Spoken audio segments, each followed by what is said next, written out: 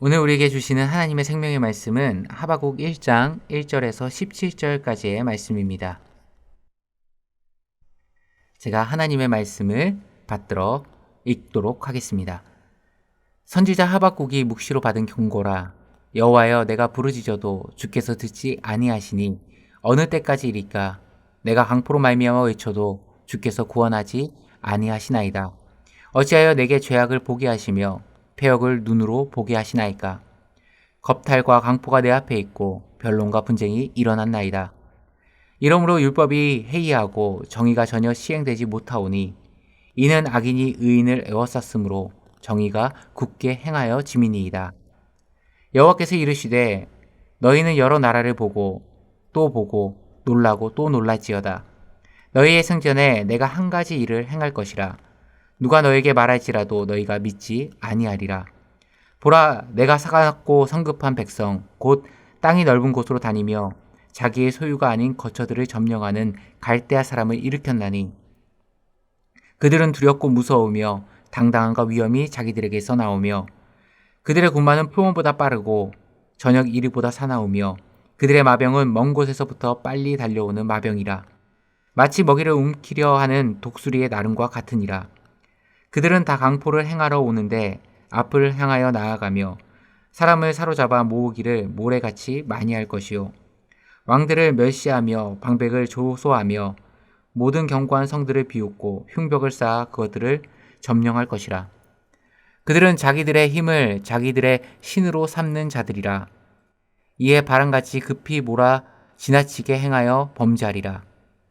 선지자가 이르되 여호와 나의 하나님, 나의 거룩하신 이시여, 주께서 만세 전부터 계시지 아니하시니이까 우리가 사망에 이르지 아니하리이다. 여호와여, 주께서 심판하기 위하여 그들을 두셨나이다. 반석이시여, 주께서 경계하기 위하여 그들을 세우셨나이다. 주께서는 눈이 정결하심으로 악을 참아 보지 못하시며 패역을 참아 보지 못하시거늘 어찌하여 거짓된 자들을 방관하시며 악인이 자기보다 의로운 사람을 삼키는데도 잠잠하시냐이까?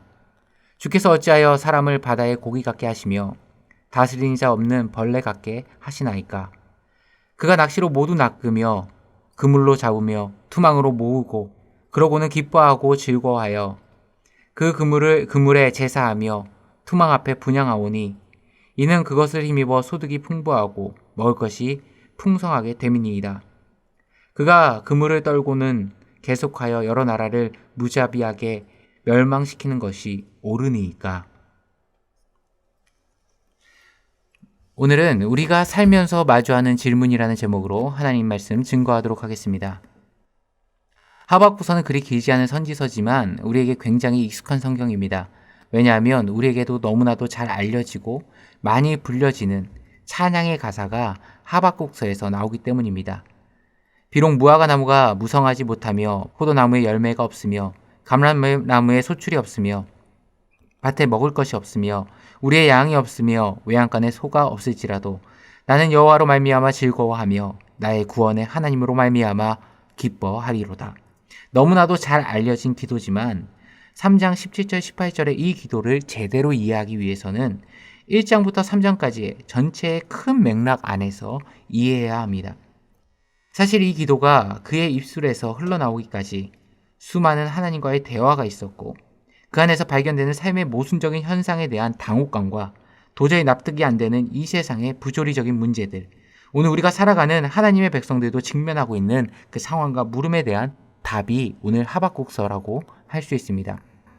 오늘 1장에 보게 되면 그에게는 도저히 이해가 되지 않는 두 가지 질문이 있었습니다. 우선 첫 번째 질문은 왜 하나님이 살아계시다면 이런 일들이 일어나는 것일까? 라는 질문입니다. 유다가 바벨론에 의해 멸망하기 직전 유다의 마지막 네 왕을 섬겼던 선지자가 하박국입니다. 여호아스, 여호야김, 여호야긴, 시드기야 이 네 명의 왕인데 이들의 즉위 기간은 굉장히 짧습니다. 네 명이 통치한 기간에 다 합쳐도 22년 6개월인데 이렇게 짧은 기간 왕의 교체가 빈번히 이루어졌다는 것은 당시 유다의 국가적 상황이 굉장히 불안정했을 뿐만 아니라 온전한 리더십이 부재했다는 것을 우리가 알 수 있습니다. 실제로 이 네 명의 왕은요, 유다 역사상에 있어서 가장 무능하고 무지했던 왕들로 꼽을 수 있는데요. 그런 최악의 시대에 활동했던 선지자가 바로 하박국 선지자였습니다. 왕들이 얼마나 미련했는가.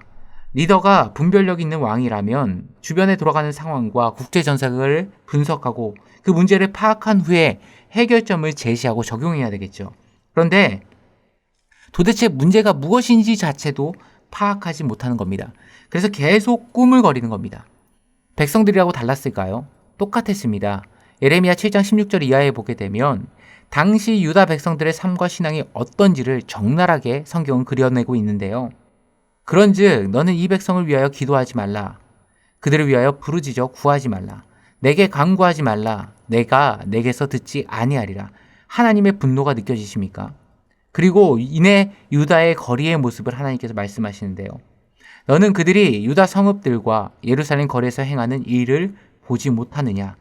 자식들은 나무를 줍고 아버지들은 불을 피우며 부녀들은 가루를 반죽하여 하늘의 여왕 바알의 아내 아세라 우상을 말하는 겁니다. 아세라를 위하여 과자를 만들며 그들이 또 다른 신들에게 전제를 부음으로 나의 노를 일으키느니라. 무슨 말입니까?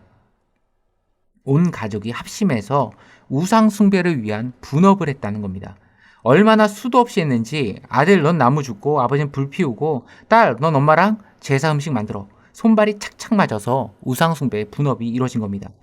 얼마나 수많은 하나님의 종들이 목이 터져라 외치고 에레미야 같은 선지자는 목숨 걸고 눈물을 흘리며 말씀을 증거해도 도저히 듣지 않는 겁니다.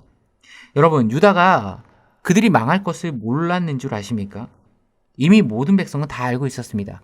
선지자들이 와서 망한다 그렇게 얘기하고 백성 스스로도 느꼈습니다. 이러면 안 되는데 그러면서 불편하니까 못 듣는 채 귀를 막아버린 겁니다. 오늘 이렇게 무너져버린 백성들의 모습을 보며 하박국이 첫 번째 하나님께 호소를 합니다. 1장 3절과 4절을 보시면 어찌하여 내게 죄악을 보게 하시며 패역을 눈으로 보게 하시나이까. 겁탈과 강포가 내 앞에 있고 변론과 분쟁이 일어났나이다. 이러므로 율법이 해이하고 정의가 전혀 시행되지 못하오니 이는 악인이 의인을 에워쌌으므로 정의가 굳게 행하여 짐이니이다. 하나님, 감히 말씀드리겠습니다. 이 세상은 하나님의 백성이라 자부하는 사람들이 살아가는데 또 우리는 하나님이 살아가 계시는 것을 분명히 느끼고 있는데 어떻게 우리가 살아가는 이 세상은 하나님의 법과 기준이 통치하는 것이 아니라 무너져 버릴 수가 있습니까? 어떻게 이렇게도 죄와 부도덕과 악이 이 땅 가운데 만연할 수 있습니까? 우리도 하나님의 백성이 전혀 세상과 구별되지 못하고 살아가는 모습들을 뉴스를 통해서 바라볼 때가 있습니다. 그리스도인이라고 하면서 전혀 그리스도인처럼 보이지 않을 때 우리 가운데 이런 마음이 들기도 합니다. 때로는 내가 하나님의 백성으로 신실하게 세상을 살아가려고 하는데 그럼 내가 엄청 잘 되는 것이 아니라 적어도 아픔과 상처와 손해는 없어야죠. 그런데 세상은 어떻습니까? 못된 놈이 더 성공하고 더 악착같이 반칙 쓴 놈이 이기고 돈 많은 놈은 우리나라 탑 로펌에 변호사를 줄줄이 붙여서 집행유예로 다 빠져나가고 그럴 때 이런 하박국과의 질문이 우리 마음 가운데 있지 않습니까? 하나님이 살아계시는데 왜 이런 악독이 만연합니까? 하나님의 법과 기준은 도대체 아무런 힘이 없어지는 겁니까? 두 번째 하박국이 납득할 수 없는 질문은 바로 이거였습니다. 왜 많고 많은데 하필 바벨론입니까? 6절을 보십시오. 보라, 내가 사납고 성급한 백성 곧 땅이 넓은 곳으로 다니며 자기의 소유가 아닌 거처들을 점령하는 갈대아 사람을 일으켰나니. 갈대아 사람은 바벨론을 일으켰다라는 겁니다. 사실 하나님 하박국은요 참 자신의 백성을 사랑했던 선지자였습니다. 그래서 수도 없이 백성들에게 돌아오라 부르짖었지만 이 백성들이 도저히 안 듣는 겁니다. 자기도 이제는 더 이상 하나님 앞에서 설 면목도 없고 할 말도 없는 겁니다. 유다를 변호할 면목이 없어서 이제는 인정합니다. 하나님 맞습니다. 이 백성 하나님이 혼내셔야 합니다. 맞고 깨져야 정신 차립니다. 그런데 혼나야 되는 것까지는 인정하겠는데 그 혼내는 하나님의 회초리가 왜 하필 바벨론이냐는 질문이 그에게는 있는 겁니다. 하나님, 우리 백성이 부족하고 악한 거 맞아요. 혼나야 정신 차리고 깨닫는 거 맞습니다. 하나님 그동안 참 많이 참으신 거 저도 알고 있어요. 그런데 하나님 이건 아니지 않습니까? 바벨론이 얼마나 폐악하고 음탕하고 우상으로 가득하고 잔인한 민족인 거 아시지 않습니까? 하나님께서 왜 이런 방법을 사용하는지 하박국은 도저히 이해할 수가 없었습니다. 그리고 이것이 그에게는 도저히 납득되지 않는 두 번째 질문이었습니다. 실제로 우리가 살아가면서 마주하는 질문들이죠. 하지만 우리가 주목해야 하는 것은 이런 삶의 모순적인 질문들이 하박국과 마주하게 됐을 때 그는 그 문제를 하나님과 대면하고 하나님께 부르짖었다는 겁니다. 그의 호소의 대상은 사람이 아니라 하나님이었습니다. 오늘 1장 본문 전체를 보시면 1절부터 4절까지 하박국의 호소로 말씀이 시작됩니다. 이후 5절부터 12절까지 하나님의 응답이 기록되죠. 또 12절부터 17절까지 한 번 더 하박국이 호소합니다. 그는 사람에게서 답을 찾으려 하지 않았습니다. 그는 환경 속에서 답을 발견하려 하지 않았습니다. 하박국은 자신이 마주한 이 풀리지 않는 문제의 답은 오로지 하나님께 있음을 명확하게 알고 있었고, 그래서 철저히 하나님의 응답을 구하고 기다렸습니다. 우리도 마찬가지입니다. 이 하루를 살아가면서 때로는 이해되지 않는 삶의 문제들과 짧게는 몇 주, 길게는 몇 년째 풀리지 않는 문제들과 마주할 수 있습니다. 그때 우리의 답은 사람과 환경에게 있는 것이 아니라 오로지 하나님께만 있음을 기억해야 합니다.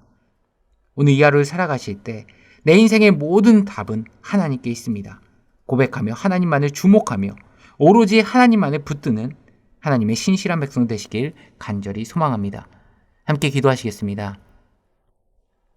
우리 인생의 주관자 되시고 모든 문제의 답이 되시는 하나님 아버지, 우리가 인생을 살아가면서 마주하게 되는 다양한 문제들의 답이 사람이나 환경에게 있지 않음을 깨닫게 하시고 오로지 하나님만을 찾는 주의 백성들 되게 하여 주옵소서. 내 삶의 모든 풀리지 않는 문제들, 그 답을 하나님께서 지고 계심을 기억하고 이 시간 하나님께 부르짖고 하나님께만 호소하는 주의 자녀들 되게 하여 주옵소서. 이 모든 말씀 우리 주 예수 그리스도의 이름으로 기도드리옵나이다. 아멘.